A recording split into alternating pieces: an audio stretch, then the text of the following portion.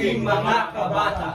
Kapag ka ang bayan sadyang umibig sa kanyang salitang kaloob ng langit, sanlang kalayaan na saring masapit, katulad ng ibong nasa himpapawid. Pagkat ang salita'y isang kahatulan, sa bayan, sanayot mga kaharian.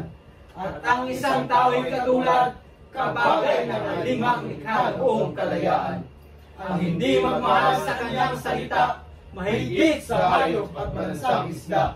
Kaya marapat pagyamaning kusa, na tulad sa inang tunay na napala. Ang wikang Tagalog, tulad din sa Latin, sa Ines, Kastila at salitang Anghel. Sapagkat ang puong maalam tumingin, ang siyang nagawad, nagbigay sa atin.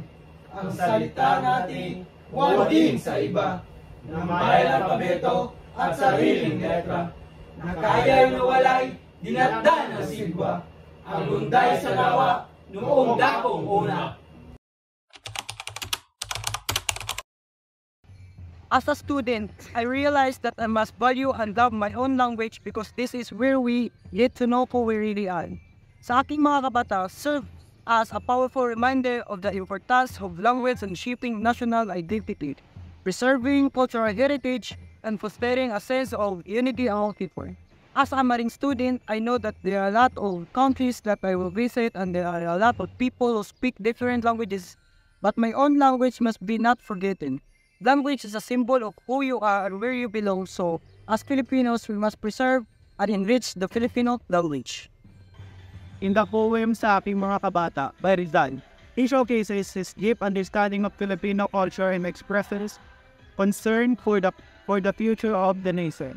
Rizal delved into the perspective and emotions of the youth of his time, highlighting their importance as the key to the country's progress. He emphasizes the central role of education in shaping responsible and civic-minded adults, believing that through education, Filipino youth can break free from ignorance and indifference to become valuable contributors to their nation's growth. Ang ating mga kabata emphasize the importance of valuing our native language and culture.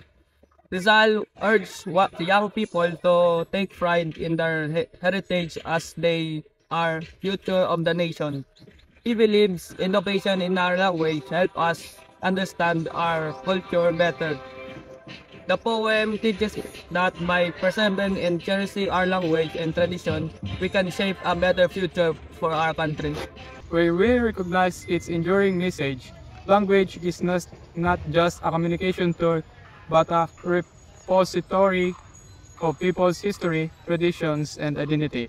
In today's globalized world, Rizal's call to cherish and preserve our native tongue remains relevant, reminding us that our language connects us to our roots and strengthens our sense of belonging.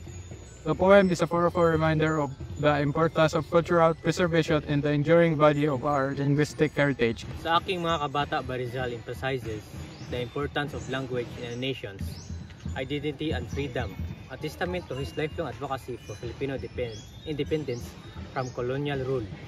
This poem sa aking mga kabata reflects the importance of our love for one's language and makes us aware of the significance of language in our identity.